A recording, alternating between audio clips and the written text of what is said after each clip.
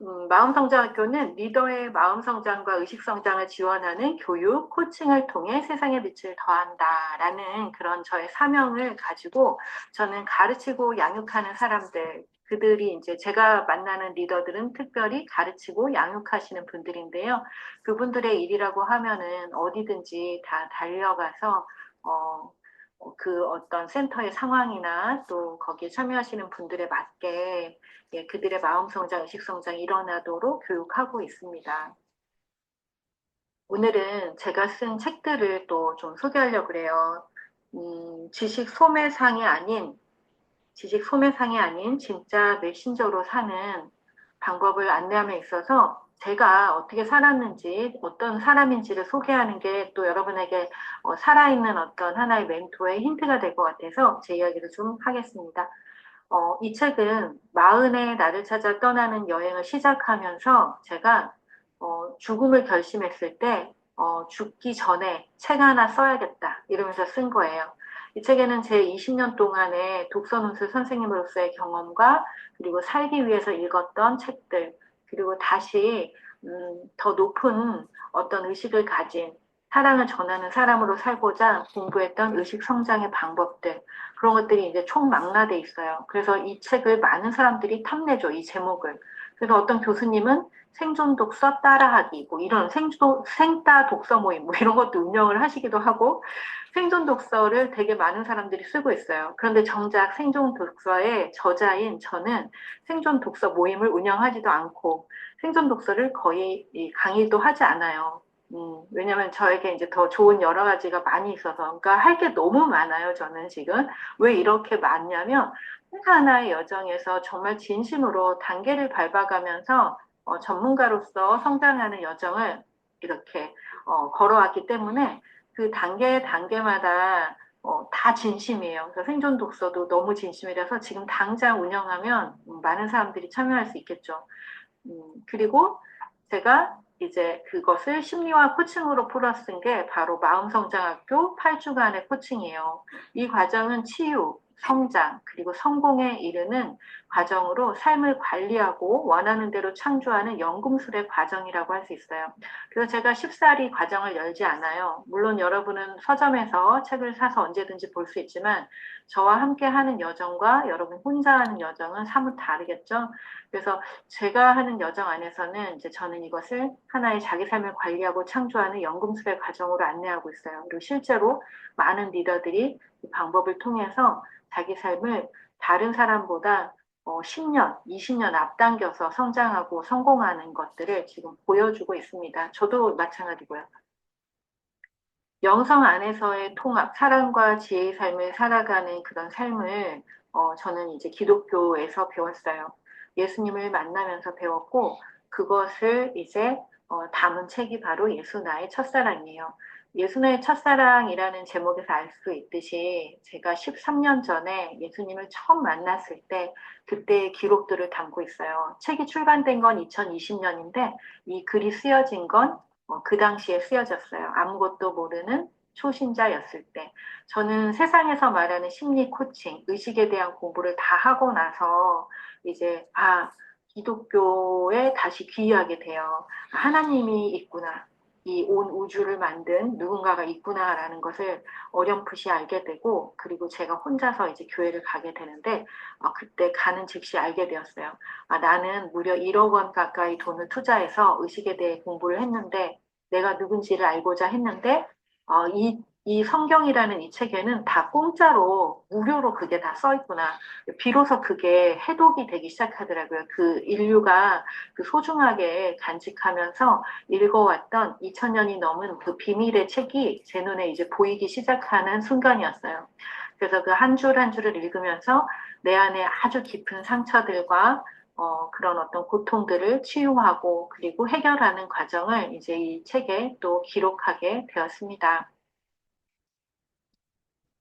그리고 나서 마지막에 쓴 책이 이제 마음이 머무는 페이지를 만났습니다라는 이 책이에요. 이 책은 그러니까 심리와 코칭, 의식, 독서, 글쓰기, 또 영성 이 모든 게 융합이 돼서 어떤 하나의 그림들, 메타포 어린 아이부터 어른까지 볼 수 있는 누구나 쉽게 볼 수 있는 그림책 안에 그 모든 걸 다 담았어요. 그래서 굉장히 심오해요. 다른 그림책 관련 책과 다르게 굉장히 깊어요. 그래서 어떤 사람들은 잘 못 읽어요. 어떤 사람들은 많이 아파요. 어떤 사람들은 이상한 책이라고 하기도 해요. 왜냐하면 자신의 그림자가 드러나기 때문에. 그래서 이 책은 여러분이 이렇게 의식을 성장해 나가고 성숙을 과정을 걷다 보면은 우리가 그 유머의 단계까지 은유와 비유를 넘어 유머의 단계까지 갈 수 있어요. 그러니까 처음에는 현실적이고 어떤 지적인 것에 우리가 굉장히 집중하고 그런 것들을 따라가요. 그리고 누군가 어떤 것을 교묘하게 아주 어렵게 설명하면 저건 뭔가 대단한 것 같아. 이렇게 보통 사람들은 그 교묘하게 어렵게 과학적이고 심리학적인 것들을 막 덕지덕지 붙여서 얘기를 하면 아주 어렵고 신비로운 것이다. 저건 배워야 돼. 이렇게 생각해요. 하지만 진리와 지혜는 굉장히 쉬운 데 있습니다. 여러분이 살아가는 모든 삶에서 가장 쉬운 것들이 우리를 결국 살게 해요. 숨 쉬는 것, 사랑하는 것, 사람들과 눈을 맞추고 이야기 나누는 것. 결국 이게 우리를 살게 하는 거거든요. 공부도 마찬가지예요. 그래서 저는 제가 그 오랜 세월을 이렇게 돌아 왔던 그것들을 이 그림책이라고 하는 메타포를 활용해서 그 안에 인생에서 경험할 수 있는 25가지 주제들을 다 풀어서 써요. 어떤 사람은, 제 독자 중에 어떤 사람은 이 책은 25명의 작가가 썼는 줄 알았대요. 어떻게 한 사람이 이 많은 일들을 이렇게 깊이 있게 경험할 수 있을까? 이런 이야기들을 하셨어요. 음, 이 책뿐만 아니라 생존 독서는 독서의 거의 집대성? 뭐 다 그런 식이에요. 지금 제 책들이. 왜 그러냐면 그만큼 절박했고 그만큼 내가 누군지를 알고자 하는 욕구가 많이 컸어요. 그래서 내가 나를 알고자 몸부림치는 시간들이 결국에는 누군가 그와 같은 길을 걷는 사람들에게는 좋은 교본이 되고 있는 거죠. 그래서 여러분도 마찬가지입니다. 여러분이 그와 같은 시간들을 겪고 있다면 누군가에게 도움이 될 거예요. 그림책은 다른 요소들과 다르게 어렵지가 않아요. 그래서 그림책은 아주 조용조용 부드럽게 우리의 마음을 일깨우고 호통치지도 않고 너 이렇게 살아야 돼 라고 윽박지르지도 않지만 아 이렇게 살아야 하는 거구나 이렇게 하면 어떨까 하는 것들을 자기 스스로 알아차리게 만들어줍니다. 이 책에 나온 25권의 책들을 제가 조금 분류해 봤어요. 책의 분류와는 조금 다른 분류예요. 이런 책들을 보면서 저는 내면아이 상처 치료를 했는데요. 여러분도 한번 이거 잘 살펴보세요. 이 얼굴들을 한번 보세요. 우리 안에는 이렇게 외롭고 이렇게 얼굴이 썩어 들어갈 정도로 뭔가 슬프고 그다음에 화가 나 있고 괴상하고 그리고 뽀로통하고 예 그리고 이렇게 서럽고 분노에 차 있는 이런 아이들이 우리에게 다 있어요. 그래서 우리 안에 있는 아이들이 제대로 치유되지 않고 우리가 그것을 알아차려주지 않을 때 그것은 내면 아이가 되어서 우리가 살아갈 때 그와 같은 모습들을 띤 사람들을 만나면 외면하게 되고 분노하게 되고 무슨 저런 사람들이 다 있어 이러면서 불평을 늘어놓기 시작해요. 사실은 내가 보지 않은 나의 그림자 그것을 가지고 있는 사람들이 이렇게 내 눈앞에 보여서 너에게 있는 것들을 지금 해결해봐. 라고 말해주는 것일 수도 있어요. 그래서 우리는 우리 안에 내가 보고 싶지 않았던 그런 모습들을 이런 그림책 한 권을 보면서 이 아이가 어떤 모습인지 그것을 보면서 처음에는 이렇게 낯선 누군가의 모습으로 보다가 조금씩 문을 열어서 나를 발견하는 그런 시간이 되기도 합니다. 그리고 좋은 부모가 되는 그런 방법들도 우리는 그림책 속에서 찾아볼 수가 있어요. 바로 이렇게요. 어, 이런 그림책을 보면은, 아, 좋은 부분은 어떤 거구나, 뭐 이런 거 알 수 있어요. 오늘은 제가 이것들을 자세하게 얘기하진 않을 거예요. 여러분이 책을 읽어보시면 이제 도움이 되시겠죠? 그리고 삶의 지혜. 누군가는 지금 터널 속에 삶을 살고 있는 분도 있고, 옮겨야 될 산이 있는 분도 있고, 생각이 너무 달라서 무슨 저런 사람이 있어. 어떻게 저런 생각을 다 할까? 이러면서 늘, 마음에 차지 않는 어떤 사람들과의 삶이 힘겨운 분들도 있을 거예요. 또는, 성장의 단계에서 이 아이가 이제 아프리카 원주민인데, 성년식을 맞이해서 성년이 되기 위해서는 사자를 잡아와야 돼요. 사자와 이 소년이 대치하는 어떤 관계 안에서 용기와 신뢰에 대해서 다루고 있는 이야기인데 여러분의 삶에서도 누군가 사자와 같은 존재와 맞닥뜨려서 그 관계 안에서 어떻게 중심을 잡고 용기 있게 신뢰를 지키면서 살아내야 하는지 뭐 이런 것들이 고민이 되는 순간도 있으실 거예요. 이 이야기들은 모두 다 저도 제가 어떤 삶의 문제들을 해결하면서 이 책을 보면서 또 풀어낸 이야기들인데 아까 그 마음이 머무는 페이지 만났습니다에 보면 하나하나 아주 자세하게 풀어져 있어요. 그리고 코칭 질문까지도 있답니다. 그리고 더 좋은 인생을 살기 위해 인생 2막을 살아갈 때 나는 어떤 사람으로 살까? 뭐 이런 고민들이 있을 때도 그림책에서 좋은 아이디어들을 얻을 수 있어요. 오늘은 우리가 나무를 심은 사람이라는 그림책을 잠깐 볼 건데요. 제가 오늘 그 영상을 하나 공유 드렸어요. 그거는 이 책보다 조금 더 길게 만든 영상 같아요. 그래서 여러분 한번 꼭 보시고요. 안 보신 분들은. 저는 오늘 책을 다 보여드리진 않고 장면 몇 개만 담았습니다. 어른을 위한 그림책 심리 코칭 책이에요. 그래서 25권의 그림책과 코칭 질문이 담겨 있으니까 여러분이 한번 보시고 개인적인 삶에서 이용하시고 또 누군가를 도울 때도 사용하실 수 있습니다. 그리고 마음성장학교에 오시면은 저와 함께 그림책 심리 코칭 지도사 2급 과정이 있어요. 그 과정에서 이 책에 나온 것들을 이제 나누는데요.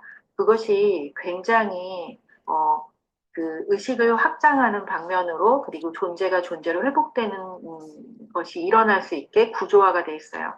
구조화하는 게 바로 실력이에요. 어떻게 사람들이 자신을 일깨우고 그리고 그 층위가 있거든요. 의식에는 그 층위에 맞춰서 사람들을 일깨워야 되는데 이거에다 저거에다 마치 백화점의 상품처럼 막 좋은 것들을 나열한다고 해서 사람이 절대 변하지가 않아요. 그래서 여러분은 마음성장학의 모든 프로그램들은 그 의식의 층위에 맞게 사람이 깨어날 수 있게 그렇게 구조화되어 있다는 거. 한번 저와 함께 이 프로그램을 경험하신 분들은 또 그 진면목을 또 알고 계시죠. 여러분도 4월과 5월에 과정이 있어요. 그래서 블로그에서 참고하시고 참여하실 수 있으면 좋겠습니다. 그림책 심리 코칭을 참여하게 되면 어떤 유익이 있냐면요. 그동안 머리로 살아왔던 분들은 가슴이 열리고 그 지혜가 이렇게 통합되는 그런 과정들을 겪게 되실 거예요. 그래서 조금 더 유연한 사고들이 가능해지시고요. 마음속 깊은 곳에 있었던 미처 알아차리지 못했던 것들에 대해서 조금 쉽게 발견할 수 있게 되세요. 또 무엇보다도 많은 분들이 자기 존재가 누군지를 굉장히 쉽게 찾아가실 수 있는 그런 여정입니다. 진실한 사랑을 알게 되시기도 하고요. 그러면 어떻게 그림책은 마음을 치유하고 성장시킬까요? 0세부터 한 7, 8세? 요 정도가 읽는 게 그림책인데, 어떻게 그 100세 노인도, 또 저와 같이 중년을 넘어선 이런 사람들도 도움이 되는지, 그것은 바로 그림책이 가지고 있는 메타포의 힘이에요. 이 메타포는 이제 그림이나 또는 문장 안에서의 은유, 비유를 나타내는 시적인 표현들, 이런 것들 속에 이제 메타포가 들어있어서 그것을 읽는 사람들의 인생의 어떤 연륜, 그리고 그들이 가지고 있는 경험, 지혜, 이런 것들에 따라서 다르게 해석돼요. 이 다르게 해석되고, 재해석되고, 그러면서 자기 삶을 이해할 수 있는 그런 것들로 이제 사용이 되죠. 그래서 이제 치유가 일어나요. 칼 구스타프 융은 이렇게 얘기해요. 인간이 치유가 되는 과정에 있어서 융은 이런 방식들을 사용해서 사람들을 치유했는데 먼저 이제 고백하게 하는 거예요. 근데 우리는 그림책을 읽다 보면은 자기 이야기든지 또는 주인공에 대한 이야기든지 어쨌든 이야기를 풀어내게 돼요. 이야기 속에는 분명히 자기 이야기는 하나도 안 하고 이 주인공 할아버지는 말이야 이러면서 이야기를 시작해도 우리 안에는 그 할아버지 이야기 속에 우리 안에서 풀어져 나오는 이야기는 내가 할아버지 이야기를 하고 있지만 그 이야기 안에 나의 가치관, 내 삶에 중요하게 생각하는 어떤 것들이 다 묻어서 나오게 돼 있어요. 그죠? 그래서 그렇게 고백을 하다 보면 스스로 알아차리게 돼요. 아, 내가 이런 것들을 이렇게 생각하고 있고, 이걸 소중하게 생각하고 있고, 이걸 나쁘다고 생각하고 있고, 뭐 이렇게 뭐 알게 돼요. 그러면 내면의 무의식에 있던 것들이 명료화, 눈에 보이는 것들로 바뀌어요. 눈에 보이는 걸로 바뀌게 되면 우리는 교육을 통해서 변형을 추구할 수가 있어요. 그래서 완전히 변화된 인생, 새로운 삶을 살아갈 수 있죠. 예. 여러분도 한번 경험해 보길 바래요. 그렇게 고백을 하는 것, 그것은 이제 진실을 이야기하는 단계라고 얘기할 수 있는데요. 인간은 누구나 진실을 이야기할 때 마음이 편안해져요. 그리고 진실을 자꾸 마주하고 진실을 얘기하면 할수록 마음이 편안하고 기뻐져요. 여러분들 중에 누군가는 몸이 아파요.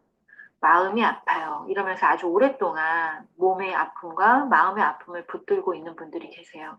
여러분이 진실을 계속 얘기해 보세요. 나는 몸이 아픈 게 좋은가? 나는 마음이 아픈 게 좋은가? 너무 오랫동안 그 안에 있는 분들은 그게 편안할 수 있어요. 좋은 건 아닌데 그냥 편안한 거죠. 왜요? 다른 편안함을 별로 경험하지 못했기 때문에 내가 경험한 것 중에 그게 제일 편안한 것일 수 있어요. 참 비극적이에요. 여러분이 더 좋은 삶을 사시길 바래요. 진실을 마주하시길 바래요. 스스로에게 자꾸 물어보는 것밖에 방법이 없어요. 너는 이 삶이 편안하고 좋으니? 라고 물어보세요. 그리고 내 안에 깊은 고백과 만나시고 더 좋은 삶으로 나가시길 바래요. 특강에 참여하기 전에 여러분은 사전 질문에 답하는 시간을 가졌어요. 자, 무료 특강에 뭐 이런 노력까지. 제가 여러분 이거 하나하나 쓰면 어떻게 하는 줄 아세요? 이걸 다 이렇게 손으로 써서 분류하고 이 사람들이 도대체 뭐 하는 사람들이야? 누구야? 왜 여기에 모인 거야? 이런 것들을 가슴으로 한번 느껴봐요. 어, 자, 여러분도 이거 쓰면서 아마 자기 스스로에 대해서 생각해 본 사람도 있고, 어떤 분은 뭐 이런 걸 물어봐. 이래갖고 대충 쓰신 분도 있고, 어떤 분은 점만 찍은 분도 있고, 뭐 여러 가지가 있더라고요. 예. 여러분, 아까 말했잖아요. 제가 저 대학원에서 교수님들이 숙제를 내라 그러는데, 아니, 내가 숙제 한번 하려면 몇 시간이 드는데 그 얼마짜리인데 내가 공짜로 낸다고 돈까지 내면서 어이가 없네? 이랬어요, 제가. 내가 학비까지 내는데 숙제 내느라고 시간을 또 쓰고, 그것도 내 숙제가 얼마나 내가 글 한 편 쓰면 얼마인데 이걸 또 내야 된다 이래서 혼자 막 시간을 계산한 거예요. 내 소중한 시간을. 그러면서 의미 부여를 하는 거죠. 저는요, 무료 특강에 참여할 때, 만약에 제가 무료 특강 참여하겠죠, 저도 참여합니다, 다른 사람의 특강에. 그럴 때 제가 제 시간을 생각해요. 그래서 아, 내 시간이 한 시간이 얼만데 그것으로 만들어요. 그 시간을 막 필기도 하고 막 머릿속에 든 생각들 아이디어를 막 쓰면서 한 시간을 20만 원, 30만 원, 50만 원, 100만 원짜리로 만들어야 돼요. 여러분 그렇게 하세요. 누군가가 이렇게 질문을 나한테 던져올 때 이것이 여러분 1,000만 원짜리 강의면 어떡하겠어요? 막 답을 엄청 빼곡하겠을걸요? 안 그러겠어요? 네. 어디서든지 그렇게 오늘의 제 이야기를 생각하시고 그 사람이 뭐라고 하든 말든 아, 나는 이게 내 시간이 1,000만 원이야. 1,000만 원짜리로 만드시는 거예요. 자, 이거 질문 대답하면서 여러 가지 생각들이 또 좀 되셨을 것 같아요. 오늘 강의가 이런 흐름이 좀 있어서 제가 미리 한번 당신은 어떤 사람인가, 어떻게 살고 있는가, 무엇이 중요한가에 대해서 한번 물어봤습니다. 최근에 제가 이 오픈톡방을 만든 지 이제 6주째예요, 오늘이. 이걸 만든 이유는 여러 가지가 있는데, 그냥, 우리 마음성장학교에는 저를 아주 좋아하시는 분들만 오세요. 저는 저를 싫어하는 사람들과는 안 만나요. 저는 스트레스 받는 상황을 안 만들어요. 그래서 저는 저를 좋아하는 사람들과 좋아하는 이야기를 하면서 좋아하는 걸 계속 좋아하면서 살아요. 물론 제 커뮤니티에 사람이 그렇게 많지 않아요. 시끄럽지가 않아요. 아주 조용하답니다. 저는 저한테 돈을 받고 온 저희 그 팀들에게도 일주일에 톡을 하나도 안 남겨요. 한 번도 안 남겨요. 그게 제 방식이에요. 왜 그러냐면 여기는 삶의 주인이 되기 위해서 온 곳이지 누군가의 위로를 받기 위해 온 곳이 아니에요.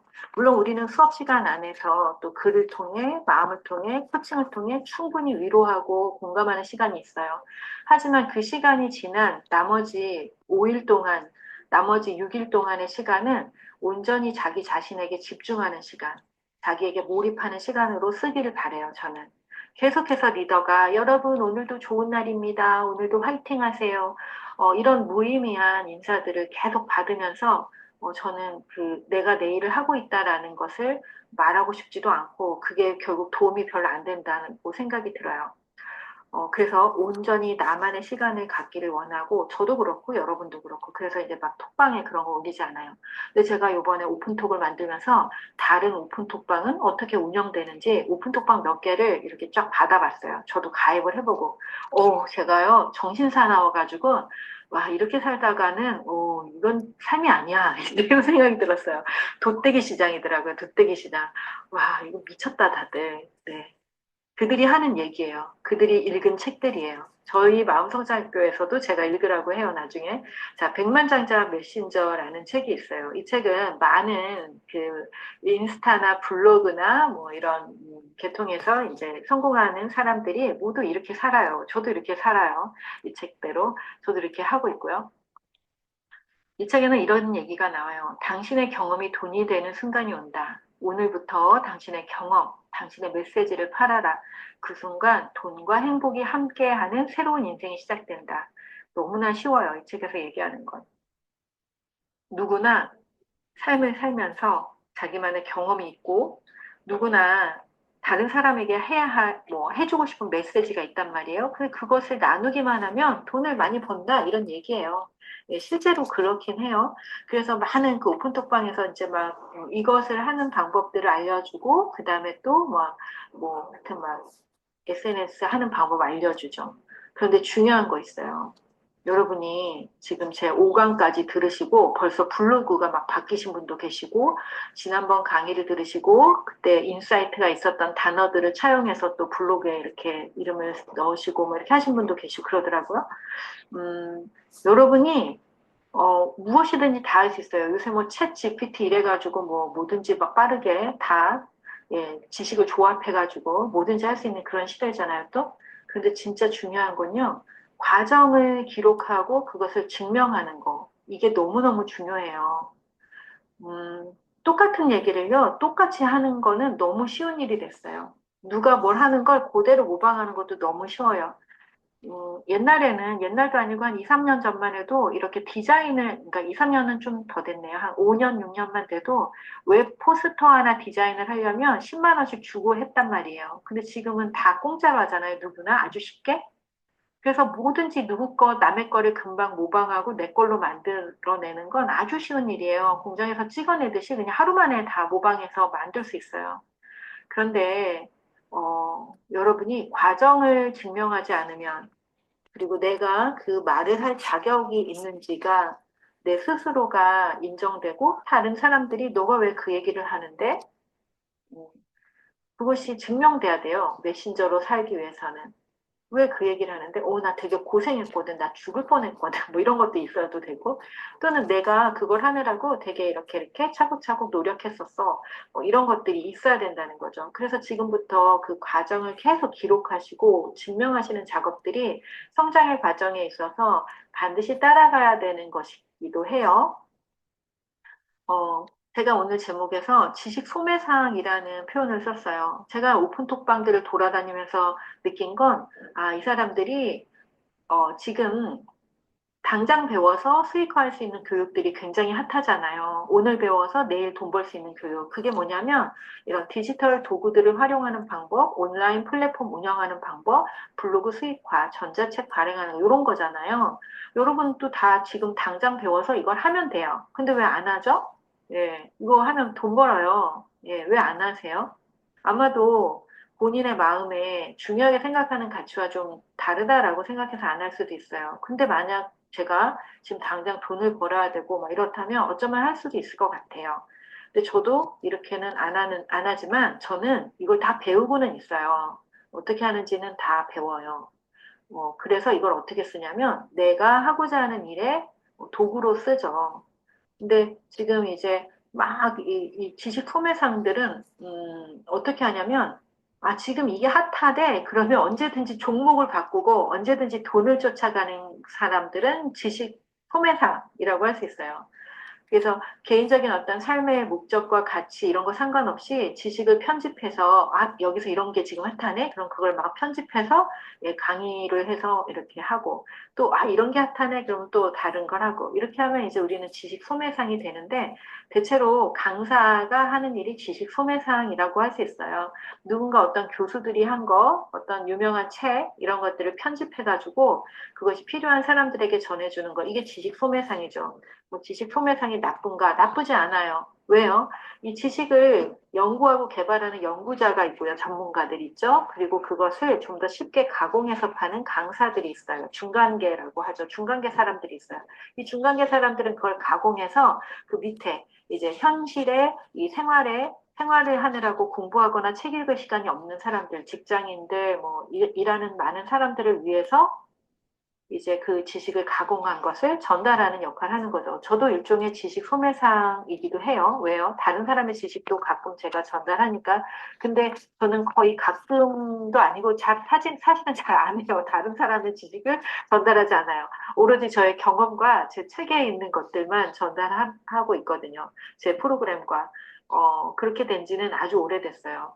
음, 저는 처음에 안 유명했을 때부터 누가 강의를 의뢰 오면은 저는 이런 거 굉장히 잘하는데, 제 책은 이런 책이 있는데, 제가 그걸 하면 어떨까요? 그러면 거기에서 좋다고 해요. 그거 좋아요. 이렇게 얘기하세요. 그래서 저는, 한 10년 전부터 처음 초기에만 조금, 뭐 이런 거 해주세요. 그랬는데, 저는 한 10년 전부터 그냥 제가 하고 싶은 강의만 했어요. 밖에서도. 밖에서도 강의 의뢰가 오면 제가 하고 싶은 강의를 갖고 가서 해요. 예. 지금은 이제 제 강의를 이거 꼭 해주세요. 저희도 이거 듣고 싶어요. 이래가지고 하죠. 그렇게 되기 위해서는 여러분이 가장 소중하게 생각하는 것을 시대가 바뀐다고 해서 자꾸 이렇게 저렇게 종목을 바꾸고 돈을 쫓아가면서 바꾸고, 그렇게 하지 않는 나만의 어떤 내가 왜 이 일을 하는지에 대한 이유, 내가 소중하게 생각하는 가치와 사랑, 그런 것이 있어야 돼요. 그러면 내가 처음에 시작은 지식 소매상으로 시작하지만 결국에 소중한 것을 끝까지 지켜서 전달하는 메신저의 삶을 살아갈 수가 있어요. 지식 소매상은요, 10년을 강의를 해도 강의료가 똑같아요. 메신저는요, 강의료가 1년마다 올라갈 수 있어요. 그 사람의 몸값이 바로 그 사람이 얼마나 강력한 메시지를 전하느냐에 따라 달려 있거든요. 그 지식 소매상을 10년, 20년 해봐도 똑같아요, 몸값이. 강의료가 똑같다고요. 음. 그런데 메신저로 살게 되면 강의료가 매년 올라간다고요. 만약 여러분이 지금부터 인생이 막 10년, 20년, 30년 이렇게 계속 하게 된다면 어떻게 살아가셔야 돼요? 블로그를 한다고 이제 조금 있으면 막 누가 연락이 와요. 블로그를 빌려달라, 뭐, 한 달에 100만 원을 주겠다, 막 이렇게요. 그리고 누군가는 블로그에 이렇게 누군가 이렇게 막 그 협찬 그 글을 막 써주기도 하고. 근데 저는 이제 저랑 이렇게 코칭하는 젊은 엄마들이 그런 거 코칭하면 저는 물어봐요. 당신이 궁극적으로 3년 후에 원하는 모습이 뭐냐? 아마 그걸 시작하면 3년 후에도 똑같이 블로그에 남의 거 이렇게 해주는 거를 하고 있을 거다. 근데 3년 동안 내 글을 쓰고 내 삶을 공유하고 내가 읽은 책을 사람들에게 알려주고 그러면 아마 당신은 메신저, 엄마들의 리더가 되어 있을 거다. 이런 얘기를 하죠. 여러분이 그걸 정할 수 있어요. 사람들은요, 또 이렇게 얘기해요. 의미 있는 삶을 살자니 좀 가난해지는 것 같고, 또 물질을 쫓자니 또 의미가 없어지는 것 같고, 참 이상한 생각을 하고 있는 거예요. 그거는 굉장히 왜곡된, 잘못된 신념이에요. 의미 있는 삶은 반드시 물질적인 풍요로 돌아와요. 의미 있는 삶은 물질적인 풍요와 아주 긴밀하게 연결이 되어 있어요. 한 사람에게 진정 의미 있는 삶은 비슷한 삶을 살고 있는 다른 타인에게도 영향을 주고 그 사람의 문제도 해결해줘요. 그래서 여러분이 자기 삶에서 가장 의미 있는 것들을 붙들고 그 한 문제를 해결하면 나와 비슷한 사람들이 세상 천지에 널려 있거든요. 널려 있어요, 여러분. 안 보이는 것 같죠? 그리고 그렇게 막 1,000명, 10,000명에게 인기 있을 필요가 없어요. 여러분 한 100명도 아니에요. 한 10명만 여러분을 좋아해도 여러분은 먹고 살아요. 10명만 좋아해도 먹고 살아요. 진짜예요. 거짓말 같죠? 네, 10명만 좋아해도 여러분은 먹고 살아요. 10명이 여러분을 좋아한다는 건 세상에 그와 같은 사람들이 100명, 1000명 있다는 얘기예요. 그래서 자신감을 가지고 10명을 도우세요. 그러면 그 사람들이 기뻐하면 거기서 또 아이디어가 나오고 또 거기에서 뭔가 배울 점이 생겨요. 그러면 그것이 이렇게 확대가 되는 거예요. 저가 생존 독서 쓰고 나서 처음에 한 12명, 뭐 15명 뭐 이렇게 도서관에서 수업을 하면서 그분들이 계속 저를 같이 동행하고 제가 계속 무료로 해줬죠. 무료로 독서 모임, 그 다음에 글쓰기, 치료, 뭐 또 제가 배운 의식을 넣어가지고 의식이 성장하는 그런 나를 찾아가는 여행, 뭐 이런 거를 이제 한 2년 정도를 다 무료로 계속 같이 동행을 한 적이 있어요. 근데 그분들 덕분에 마음성장학교의 초기 프로그램들이 다 만들어지고 실험이 되고 예, 그랬답니다. 여러분이 누군가를 함께 나와 함께 해주는 어떤 사람들이 있다면 네, 10명이면 10명도 아니어도 돼요. 한 5명도 아주 충분합니다. 그러면 누군가에게 도움을 주면 반드시 물질적인 풍요, 만족스러운 삶은 당연한 거잖아요. 그래서 이것이 다 연결되어 있어요.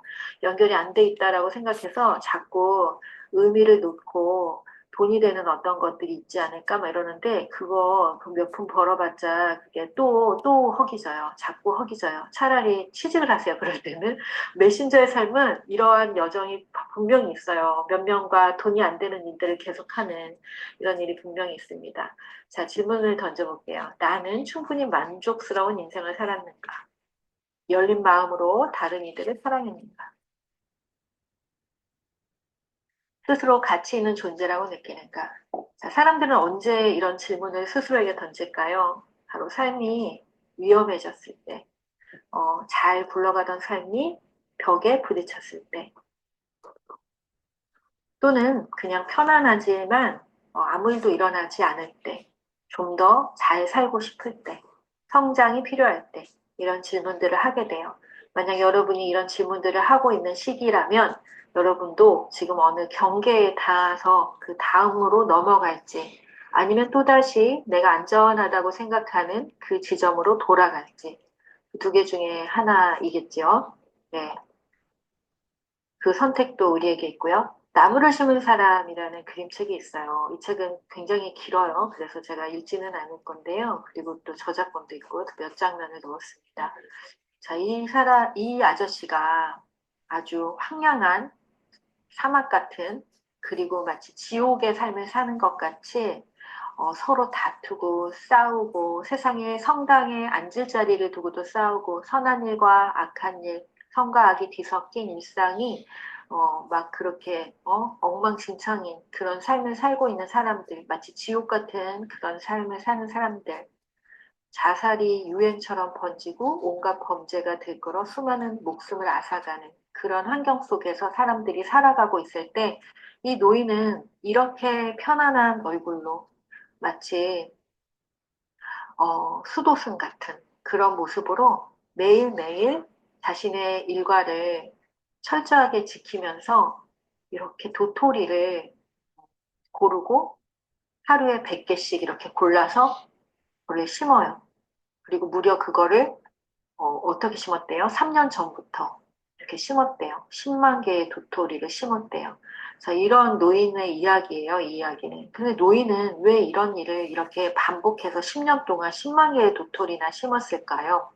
근데 그 10만 개 중에 2만 개는 싹이 텄는데 10만 개 중에 2만 개가 텄대요. 나머지는 다뭐 썩거나 사라졌겠죠. 그리고 그 2만 개 중에 또 절반은 들쥐나 다람쥐가 갉아먹고 그리고 또 알 수 없는 이유로 인해 사라지고 그렇지만 계속 반복하는 거예요. 여러분이 어떤 일을 할 때 이렇게 노인처럼 10만 번을 했는데 2만 개밖에 돌아오는 게 없고 그리고 그것의 절반은 또 어찌된 일인지 모르고 자, 그래도 이런 일을 계속 할 수 있을까요? 자, 메신저가 되는 일도 이와 비슷해요. 여러분이 다른 사람들에게 강의를 하고 또 영감 있는 이야기들을 전하면서 그들의 삶을 일으켜 세우는 삶도 이와 비슷하다고요. 저도 이렇게 살고 있어요. 무려 13년 동안. 그 전에는 이제 메신저인지 뭔지도 모르고 이제 학원 선생님을 했었죠. 무려 13년 동안 저도 10만 개의 도토리를 심고 2만 개밖에 싹이 트지 않는 이런 삶을 살고 있다고요. 저만 그러냐? 많은 사람들이 다 이렇게 살아요, 정말로. 자, 그런데 요즘에는 이제 똑똑한 메신저들이 많이 나와서 그들은 또 그렇게 안 사는 사람들도 있죠. 자, 고통스러운 인생, 최악의 경험. 이 노인이 이렇게까지 할 수 있었던 데는 바로 고통스러운 경험이 있었기 때문이에요.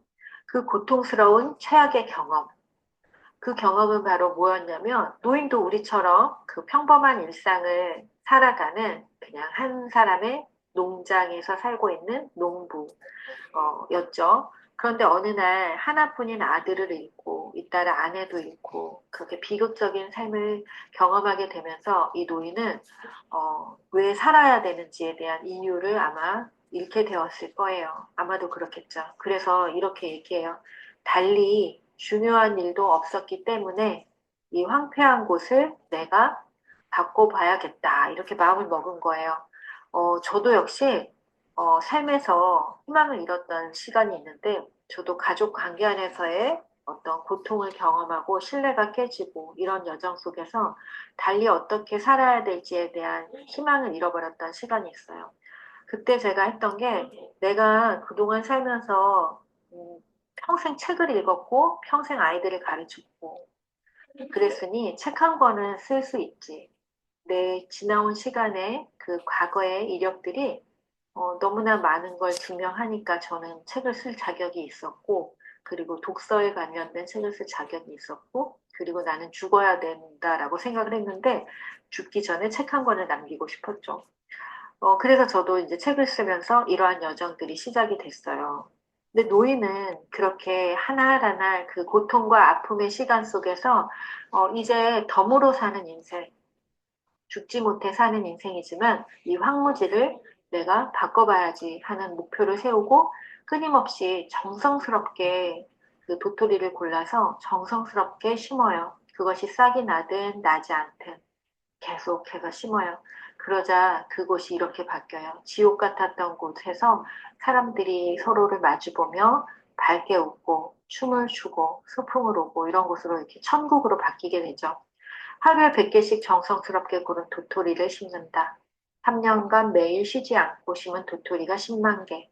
그중에 2만 개에서 싹이 텄고 그중 절반은 들쥐와 다람쥐가 갉아먹거나 알 수 없는 신의 뜻으로 잃게 될지라도 앞으로 30년 동안 계속해서 나무를 심기로 결심한다. 황무지는 만 명의 사람들이 행복한 미소를 지으며 살아갈 수 있는 천국과 같은 곳으로 되살아난다. 사람이 살 수 없는 곳이었고요. 물이 없는 곳이었어요.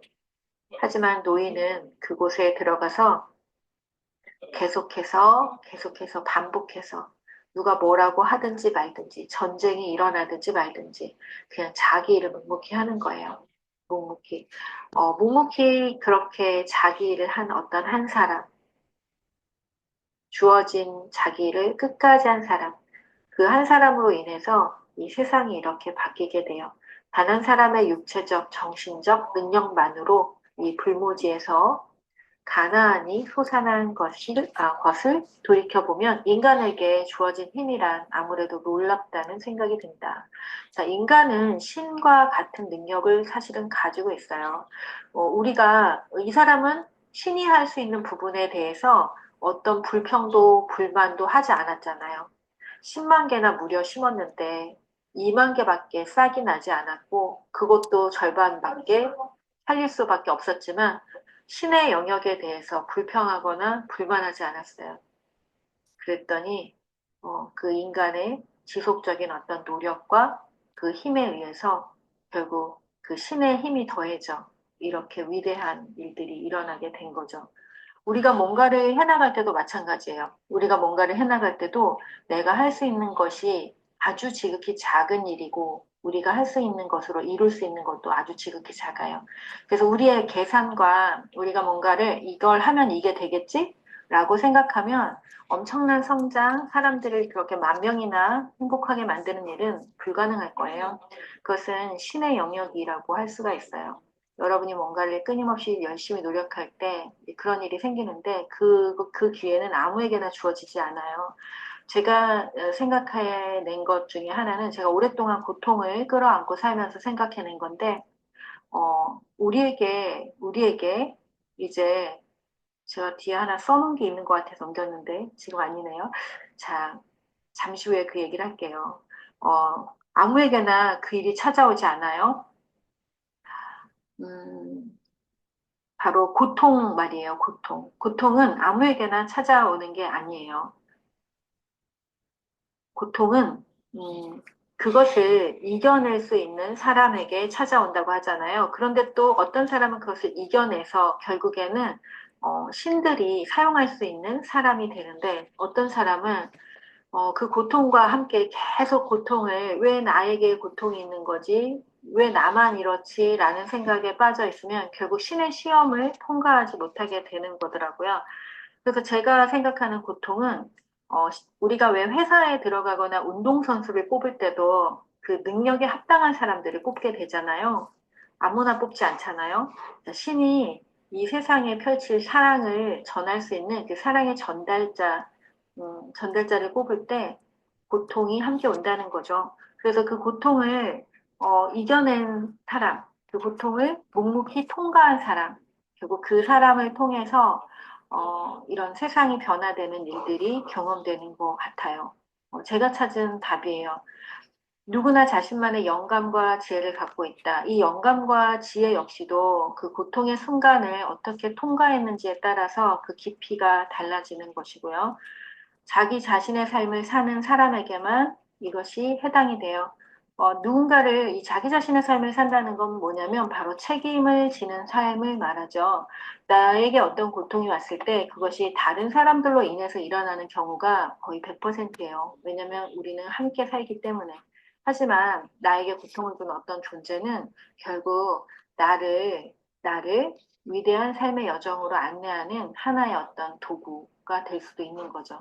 그 사람으로 인하여. 그래서 내가 그런 경험을 하게 되는 거다라고 조금 더 큰 생각을 할 필요가 있어요. 그러지 않으면 우리는 영락 없는 희생자의 삶을 계속 반복하게 될 거예요.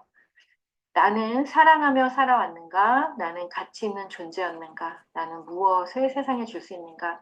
여러분이 사랑하며 살아왔을 때, 고통 속에서도 사랑을 선택했을 때, 우리는 무언가를 줄 수 있게 돼요. 세상 사람들은 모두 다 고통스럽거든요. 거의 대부분. 안 그런 척 하고 있지만.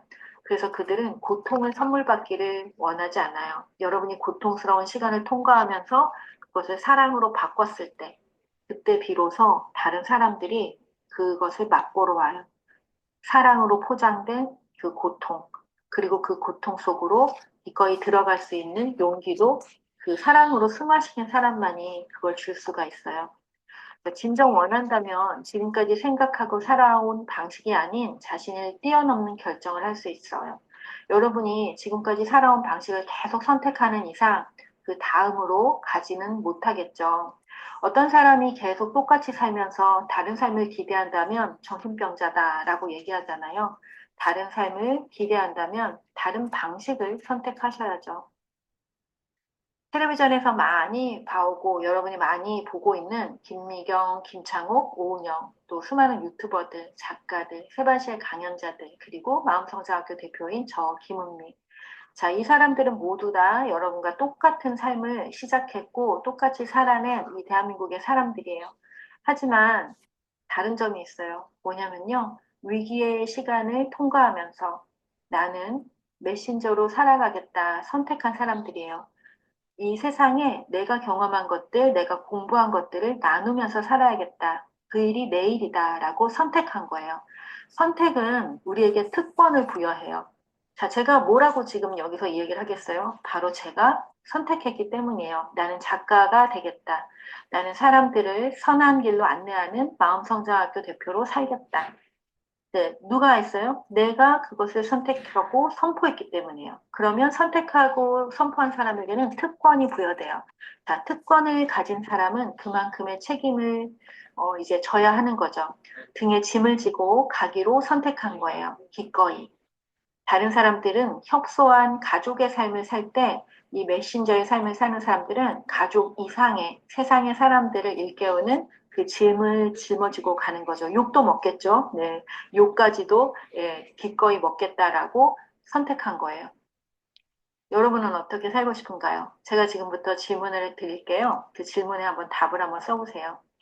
자, 지금 내 머릿속에 떠오르는 내 인생 최악의 경험이 있나요? 여러분 지금 아무도 보고 있지 않으니까 여러분의 최악의 경험을 한번 써보세요. 단어로, 문장으로. 자, 그 최악의 경험 누구나 있을 거예요.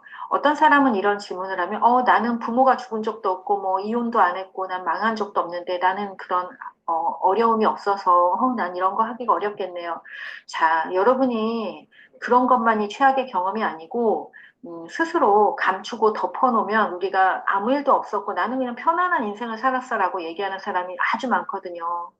자, 여러분의 마음을 보고 진실을 마주하세요. 내가 스스로 생각했을 때, 이거 참 최악이었어 라고 생각하는 거 어떤 것이라도 좋아요. 회사를 다닐 때 자존심이 많이 상했다. 이거 최악의 경험 아닌가요? 뭐 그런 것도 다 좋습니다. 자녀를 양육할 때 너무 힘들었던 어떤 거, 다 최악의 경험일 수 있어요. 자, 그런 경험들 떠올리시고 그 경험이 지금의 나에게 가져다 준 선물이 분명히 있습니다. 우리는 그 경험을 이미 이겨내고 통과해서 여기를 살고 있잖아요. 여러분이 어떤 경험이 있었고 그 경험을 통과했기에 여기에 살고 있어요. 물론 흐지부지 어떻게 해결했는지 모르지만 어쨌든 여기 왔어. 이럴 수도 있어요. 그렇지만 다시 한번 돌이켜 생각해 보세요. 그 경험이 나에게 준 선물이 무엇인지. 자, 다른 사람에게도 그것에 대해, 다른 사람들도 그것에 대해 알고 싶을까요? 내가 회사에서 어려웠어. 왕따를 당했어. 그거 다른 사람도 알고 싶을까요? 아마 알고 싶을걸요? 아이를 키울 때 힘들었어. 다른 사람도 알고 싶을까요? 물론이죠. 자, 만약 그것을 나눈다면 어떤 일이 일어날까요? 쪽팔릴 것 같아요. 예, 뭐 이럴 수 있죠. 맞아요. 그래서 나의 치유가 끝난 다음에 내가 그걸 나누는 일이 아무렇지도 않아질 때, 그때 비로소 우리는 다른 사람에게 내 것을 나누면서, 음, 그것이 나의 어떤 내 경험이 이제 돈이 되고 지식이 되고 뭐 이렇게 되는 거예요. 그래서 이 치유의 과정, 그리고 그걸 나눌 수 있는 과정까지 가는 게 되게 중요해요. 인생의 최악의 경험, 고통스러운 순간을 통과했다면 당신은 이미 그것에 대한 해결책을 아는 사람이다. 누군가는 그것이 필요하다. 누군가는 필요합니다. 여러분이 희생자로 살 것인가? 난 아직도 문제가 많아. 이렇게 생각하면서 희생자로 살 것인가? 난 아직도 치유해야 돼. 라고 이렇게 살 것인가? 아니면 이미 그 시간을 통과했잖아요. 어릴 적의 외로움과 슬픔과 고통을 통과했잖아요. 지금 여기를 살고 있는 어른이잖아요. 그러면 이제 누군가에게 희망을 주는 메신저로 살 것인가? 결정할 수가 있어요. 시작할 때 얘기했어요.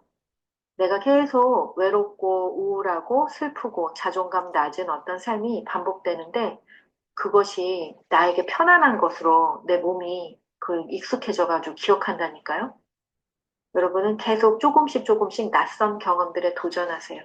그래서 그 낯선 경험이 위험하지 않다는 거, 기쁘고 새롭고 흥미롭다는 거, 그 경험을 계속할 때 우리는 그 낯선 경험 속으로 나아갈 수 있게 돼요. 그때 비로소 여러분의 이야기는 책이 되고 강연이 되고 워크숍이 되고 코칭이 되고 컨설팅이 되고 온라인 교육이 되고 또 다양한 굿즈가 되어서 세상 사람들에게 전해질 거예요. 마음성장학교 여정이 딱 이래요. 제가 책을 내고 강연하고 워크숍하고 코칭, 컨설팅, 온라인 교육 이거 다 이렇게. 예. 여러분은 누구를 사랑하고 무엇을 사랑하는가? 그것에 집중하시면서 내가 이 사랑하는 사람들을 위해 내 이야기를 어떻게 전할 수 있을까? 이런 것에 집중하면 강의를 하면서 상담을 하면서 코칭을 하면서 살아갈 때 훨씬 파워풀한 세상에 없는 유일한 그런 것들을 만들어내실 수 있습니다.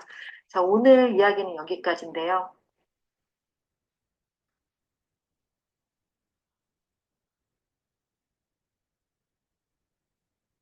자, 오늘 이야기 여기까지 들으셨나요? 너무 뜨거운 이야기였죠? 그저 제가 다시 듣는데 저도 엄청, 대단한 이야기를 하는구나.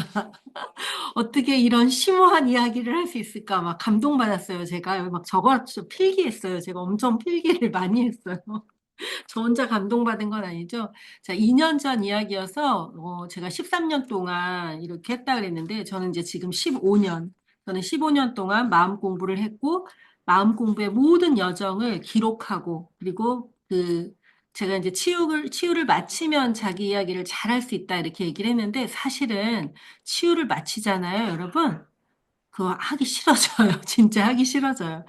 왜냐하면 치유를 마치면 그 다음으로 가고 싶어 해요, 우리는. 근데 우리가 계속해서 어떤 것에 관심을 가져요. 만약에 뭐 부부관계를 좋게 하는 방법, 난 그런 걸 정말 열심히 잘 가르치고 싶어. 이러면 여전히 어떻게 보면은 그 부부관계에 묶여 있는 거예요. 아니면 내 원가족에 안 좋았던 관계에 묶여 있는 것일 수도 있어요. 근데 이제 모든 것으로부터 해방이 되면 우리는 계속 앞으로 나아갈 수 있어요. 근데 또 하나 이런 거 있죠. 제가 생존 독서에 갈매기의 꿈 이야기를 들어서 이렇게 쓴 이야기가 있는데, 갈매기 조나단 리빙스턴이 하늘을 이렇게 고공을 날게 된 다음에 거기에서 천상에서 친구들을 만나죠. 거기에 있는 갈매기들 만나요. 하얀 옷을 입은, 와, 여기는 정말 이런 곳이구나. 나 이제 여기에서 살고 싶어. 이럴 때, 한 갈매기가 와서 얘기해요. 이제 너가 살았던 그곳으로 다시 돌아가서, 거기에서 다른 갈매기들이 날 수 있게, 이곳에 올 수 있게 네가 안내를 해야 돼 이렇게 얘기를 한단 말이에요. 네, 오래돼가지고 제가 막 지어서 하는 것일 수 있어요. 너무 오래돼서. 근데 이제 그런 얘기를 할 때 걔가 다시 내려오거든요. 거기에서 그래서 다시 그 온갖 비난과 욕을 들으면서 다시 그 나는 거를 가르쳐요. 생존밖에 중요한 게 없는 갈매기들에게 그 나는 법을 가르쳐주는 일을 다시 해요. 그러니까 우리는 두 가지예요. 그 치유와 상담, 코칭, 뭐 교육 이렇게 그것을 좀 더 그 보편적인 수준이 아닌 조금 더 고부가가치, 그러니까 저처럼 이렇게 고부가가치로 나의 이야기와 나의 가치를 전하면서 이렇게 하는 방법 중에는 내가 치유가 다 끝난 다음에 하면 참 좋겠죠. 가벼운 마음으로 그렇게 사람들을 도울 수 있으니까. 근데 대체로 그렇지 않다는 거예요. 대부분의 상담과 치유 계통에 있는 사람들이 자신의 문제를 해결하기 위해서 공부를 시작하고, 그래서 그게 더 열정적으로 공부를 하게 되고, 그렇게 하지 않으면 이 공부는 해낼 수가 없는 공부이기 때문에 그래요. 여러분이 나는 내 상처 때문에 공부했어가 하나의 어떤 자신을 붙잡는 그런 부끄러움이 아니었으면 좋겠어요. 왜냐하면은 이 공부는 하나하나 가슴으로 느끼고 자신의 문제를 하나하나 아주 세밀하게 해결해 나가면서 그 미세한 경험들이 쌓여서 결국 타인을 도울 수 있는 공부거든요. 그러지 않고 책으로 글로만 또 다른 사람의 어떤 경험을 전해 듣는 거로만 절대로 이것을 업으로 할 수가 없는 일이에요.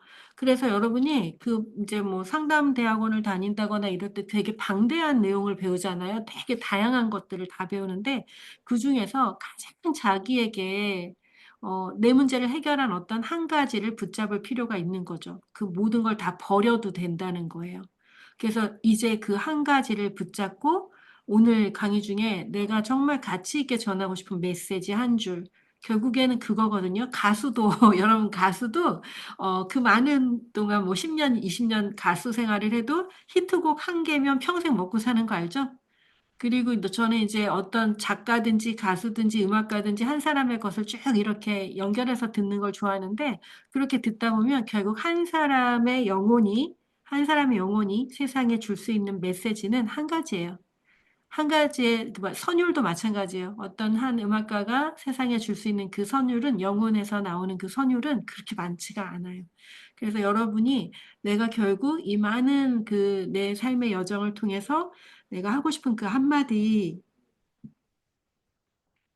하나의 가치가 무엇인가? 요거를 계속 스스로에게 묻고, 그리고 그것을 더 뾰족하게 계속 깊이 있게, 하고, 그 다음에, 또 하나 이런 거 있어요. 세상 사람들은 그렇게 깊이 있는 걸 원하는 게 아니라 쉽고 빠르게, 그리고 재밌게. 요거를 좋아해요. 근데 이제 대부분 치유 상담의 여정, 뭐 이런 분들은 쉽고 빠르게 재밌게가 잘 안 되시죠. 그게 결국 실력이에요. 그래서 누군가가 쉽고 빠르게 재밌게 하고 있을 때, 아유, 뭐 저렇게 해, 저걸. 비난하지 말고 그 쉽고 빠르고 재밌게 하는 걸 배우세요. 그거 어디서 배울 수 있냐면 유튜브에서 저 사람 강의 엄청 잘한다. 그런 거 보고 배우는 거예요. 네. 그래서 왜요? 사람들이 그거 좋아하잖아요. 왜 사람들이 그거 좋아하겠어요? 사람들은 일상을 살아가야 돼요. 우리 코치님들처럼 대학원을 가거나 혼자 공부 시간을 갖거나 이렇게 할 수가 없어요. 다 모든 사람이. 모든 사람은 고통을 짊어지고 일상을 살아가요. 그 일상을 살아가는 사람들에게 쉽고 빠르고 재밌게 오늘 하루의 고통을 덜어낼 수 있는 거, 그거 주면 돼요.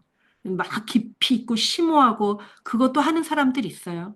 그리고 그 쉽고 빠르고 재밌게 하는 거를 하면서 나는 또 계속 공부할 거니까. 나는 또 심오할 때는 또 심오할 수 있어요. 그러니까 너무, 뭐 이거는 되게 멋있고 좋은 건데, 이런 건 별로 안 좋아. 이런 거를 이제 벗어나시면 좋겠다. 그러니까, 상담 코칭 강의, 또 좋은 부모, 좋은 리더, 엄청난 사업가, 이 모든 것의 공통점은 유연해지는 거예요. 유연해지는 거. 이것과 이것 중에 이건 맞고 이건 틀려라는 걸로 아직도 싸우고 있는 부분이 있으신가요? 삶의 영역에서? 누군가와 아직도 이건 맞고 이건 틀린데라고 하고 계시나요? 또 하나, 누구를 보면 자꾸 마음이 아프고 미어지고 막 답답하고 이러신가요? 그건 아직도 싸우고 있는 거예요. 나는 맞는데 쟤는 틀렸어. 쟤 저렇게 하면 큰일 나. 이러고 있는 거잖아요. 그러니까 이제 아직도 싸우고 있는 거예요. 근데 여러분 안에, 어, 그런 어떤 기준, 판단 분별의 기준들이 조금 더 유연해지고 더 넓어지고 그러면 쉽고 재밌고 빠르게 누군가를 도울 수 있는 것들이 이제 보이기 시작하고 그리고 그걸 활용할 수도 있게 할 거예요. 마음성장학교는 그래서 그 자기 존재 경성 챌린지 얼마나 쉽고 재밌고 빨라요. 그죠? 그런데 또 강력하죠. 네. 이게 강력할 수 있는 이유는, 대부분의 그런 챌린지는 리더가 계속 거기다가 막 잘했어요. 당신 잘했어. 이렇게 하는 거야. 막 그걸 계속 달아요. 모든 챌린지들은. 그래서 리더가 계속 자신이 여기 있다는 거, 영향력을 내가 주고 있다는 거를 표현하는데 저는 그 아주 오랫동안 은미 감상하며 침묵 동행하는 거를 초창기부터 지금까지 계속 밀고 나가는 제가 가장 강력하게 중요하게 생각하는 것 중에 하나예요.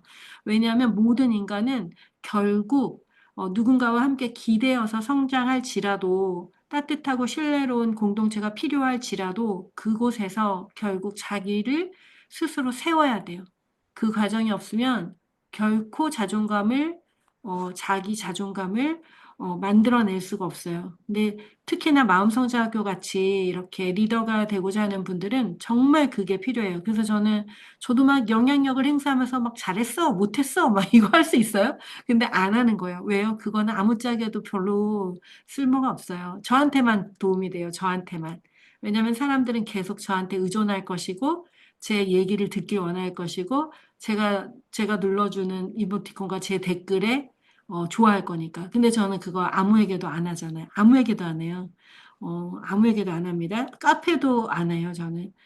근데 저도 가끔은, 이 사람한테는 진짜 한마디 써주고 싶어. 답답해 죽을 것 같아. 이럴 때가 있었어요. 그런데, 그게 안 좋은 영향을 많이 준다라는 거를 알게 되었고, 그래서 끝끝내 그냥, 가만히 지켜보고, 대신에 끝까지 함께하는 사람으로 있기를 그렇게 정했어요. 아까 그 노인 있잖아요. 부피의 노인인데 그 나무를 심는 사람에 나오는 그 노인도 어떻게 해요? 노인도 그 어려움 속에서 아내와 자식이 한꺼번에 사라져버린 그 순간에 나는 이제 할 일도 없고 하니까 이 황량한 곳을 내가 바꾸겠어. 누가 시켰나요?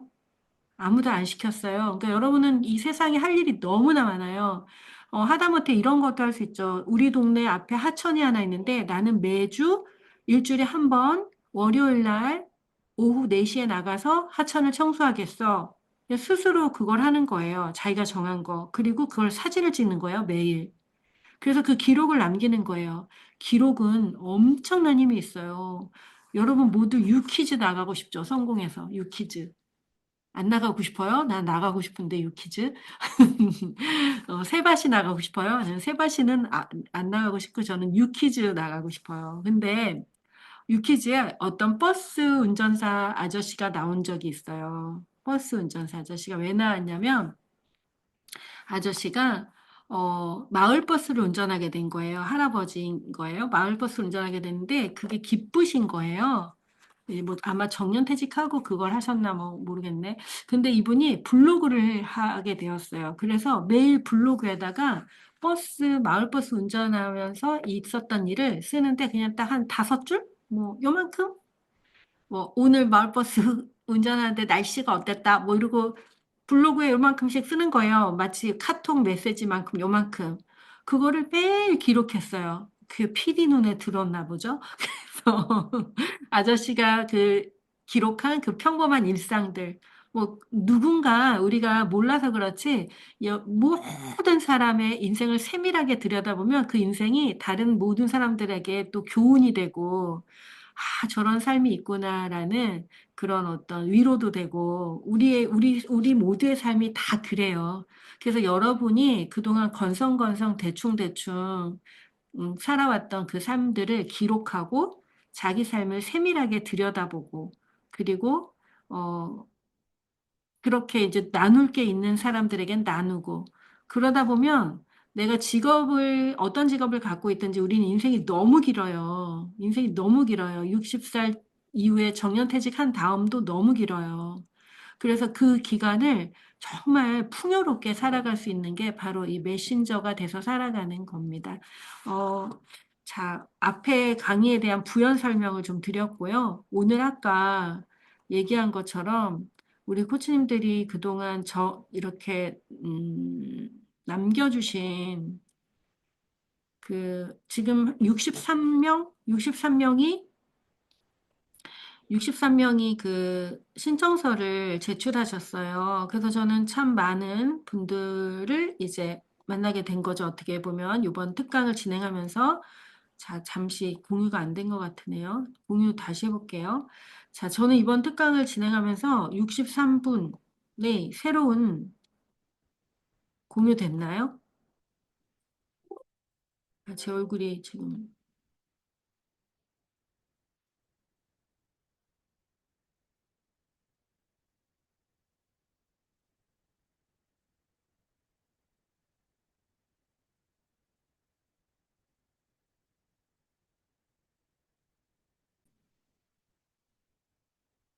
녹화가 안 됐나 봐. 아까 중지해가지고 나 엄청 이거 녹화하고 싶은 거였는데 어떡하죠?